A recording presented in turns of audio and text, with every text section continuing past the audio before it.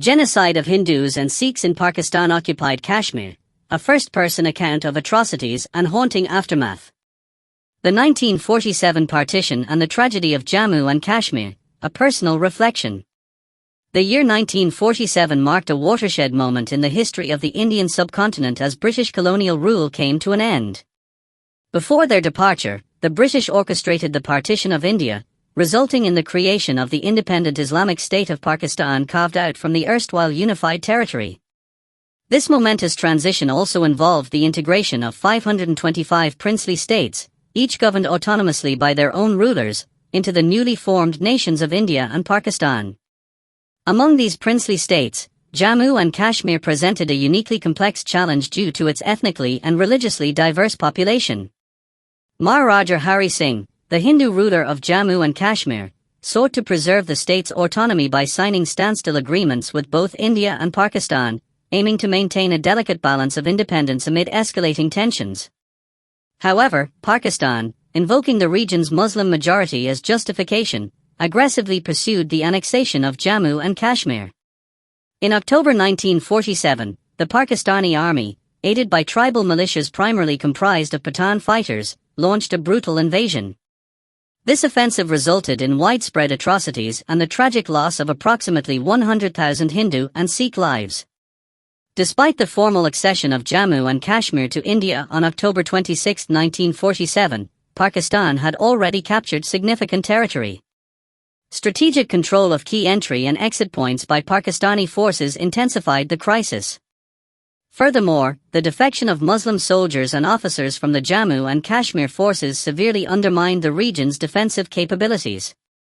Concurrently, an economic blockade imposed by Pakistan crippled essential services, including the supply of goods, postal communication, and banking operations, deepening the suffering of the local population.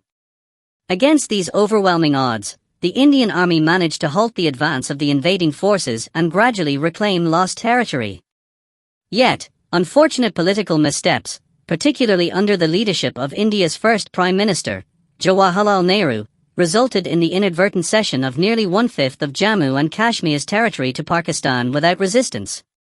For a detailed analysis of the strategic consequences of these decisions, readers are referred to the article, How India is Paying the Price for Nehru's Strategic Blunders. The human cost of this conflict was tragically evident in the plight of Hindu and Sikh refugees fleeing widespread violence in Pakistan-occupied areas. While initially afforded protection by some local communities, these refugees soon faced hostility from certain Muslim factions.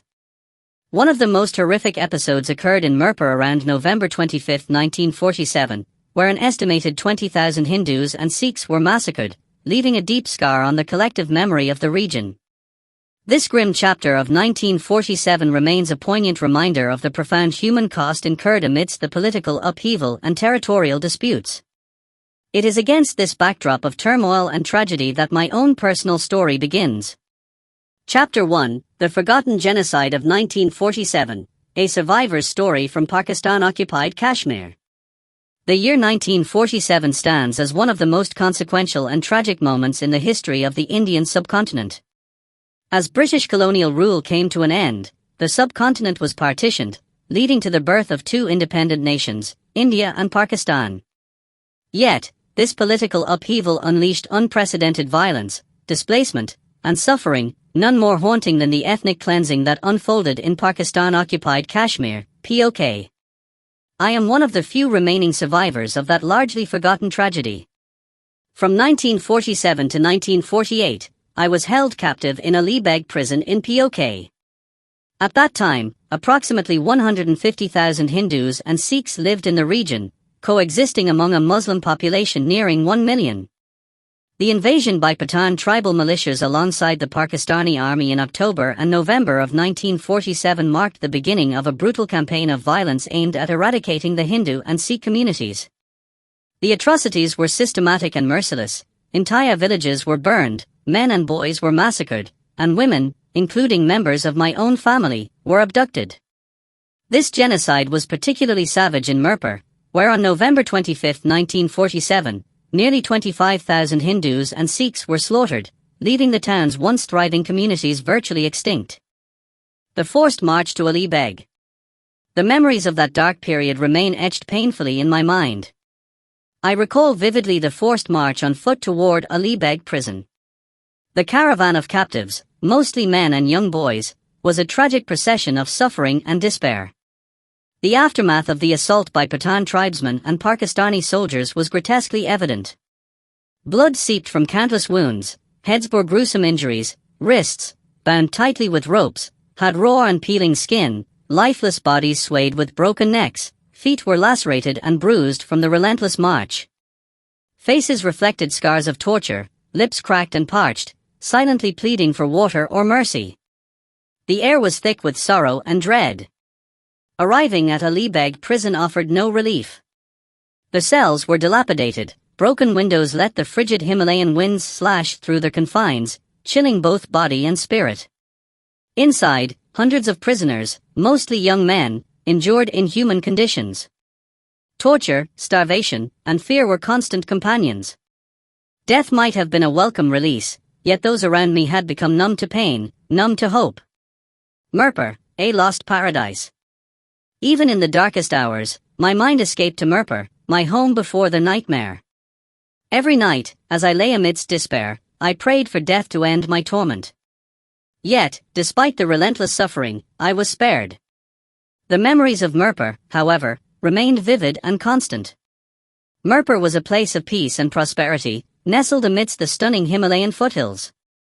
The crisp mountain air carried the scents of pine and fresh earth. The snow-capped peaks framed breathtaking sunrises and sunsets that painted the sky in hues of gold and crimson.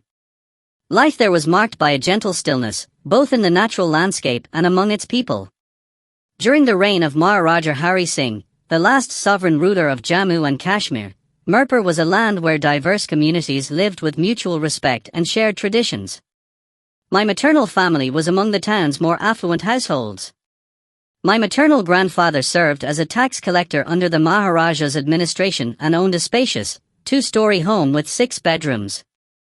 In the back courtyard, a tandoor oven produced delicious rotis daily, the smell of freshly baked bread filling the air. Our extended family, comprising grandparents, parents, siblings, cousins, uncles, and aunts, numbered 15. We shared celebrations, sorrows, and everyday joys.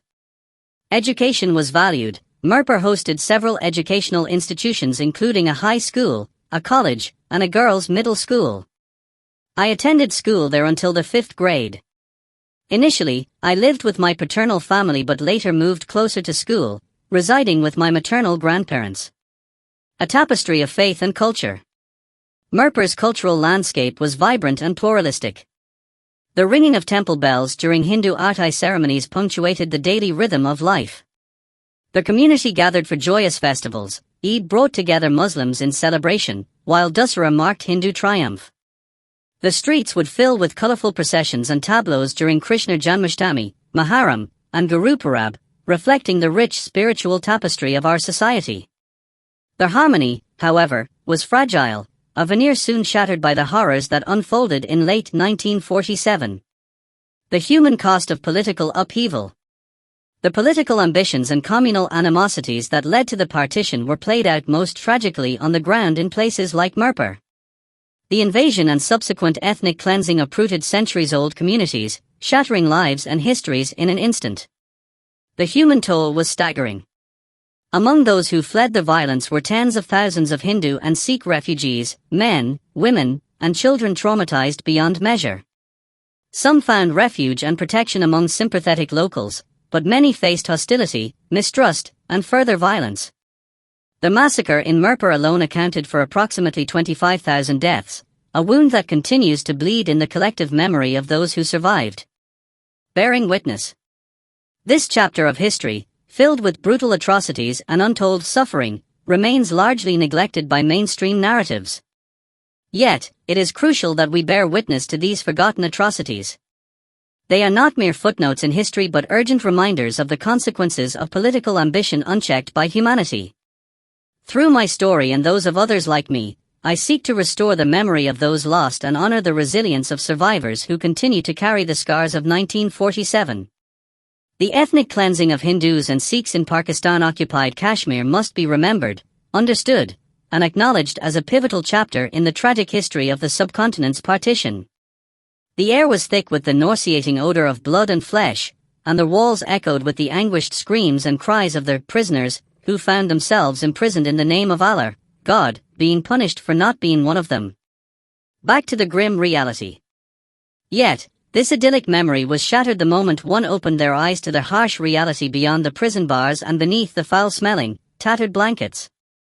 The air inside was thick with the nauseating stench of blood and decaying flesh.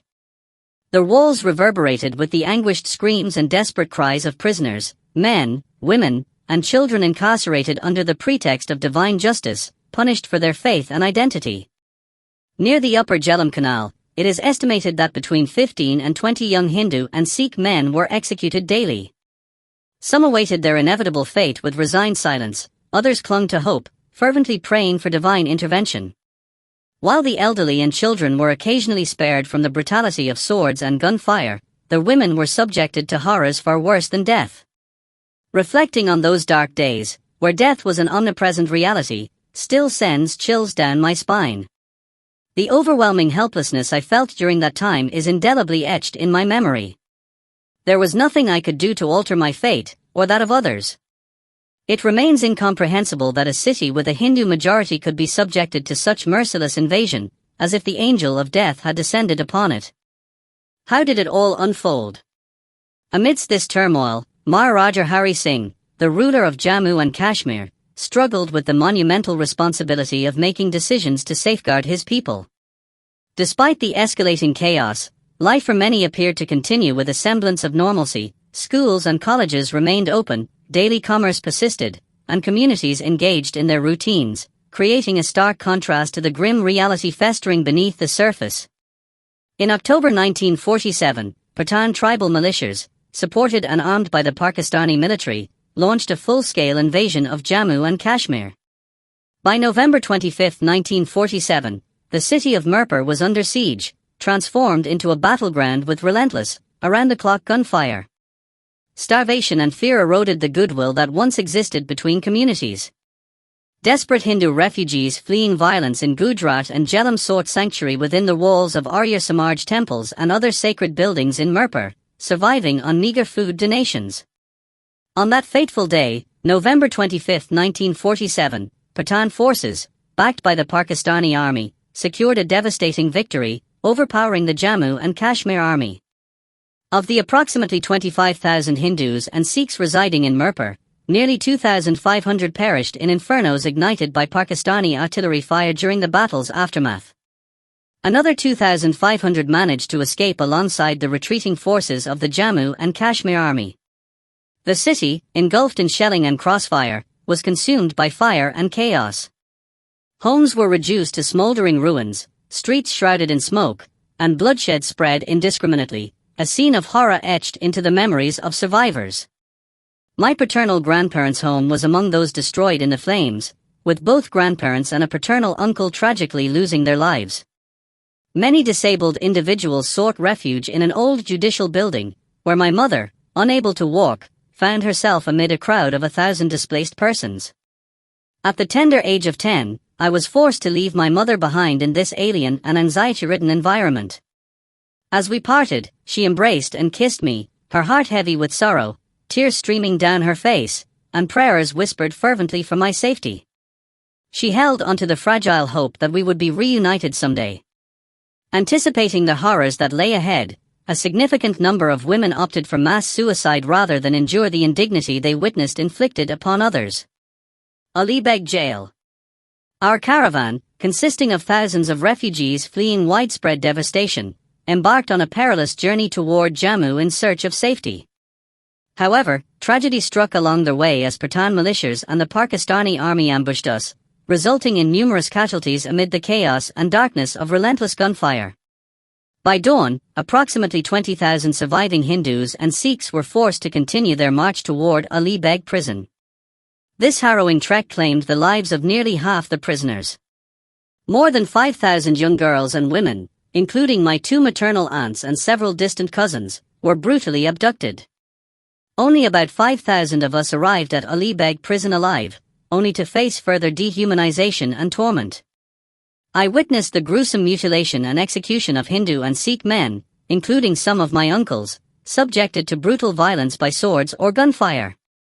Faced with the unbearable horrors inflicted upon their families and communities, many women chose mass suicide rather than endure the indignities and suffering they saw around them.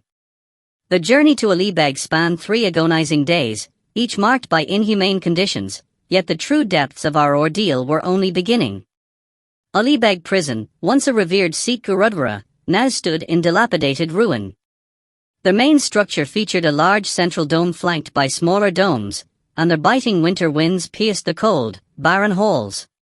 Near the entrance, a pool historically used for ritual foot washing revealed the site's former sacred purpose, making its conversion into a prison a profound desecration. The transformation of this holy place into a site of suffering was emblematic of the cultural and human devastation inflicted upon us. Inside, we were confined to cramped rooms that served as prison cells. Each inmate received a meager ration of just half an ounce of wheat flour per day. By the end of December, the toll was catastrophic. Approximately 2,000 lives were lost due to the brutality of prison guards, while more than 1,000 people, including children and the elderly, suffered from severe malnutrition, illness, and food poisoning. The systematic killings of men continued unabated, alongside ongoing abductions of women. The male Sikh population was virtually annihilated. I painfully witnessed the slow starvation and death of 2 of my cousins following the abduction of their mother, my aunt.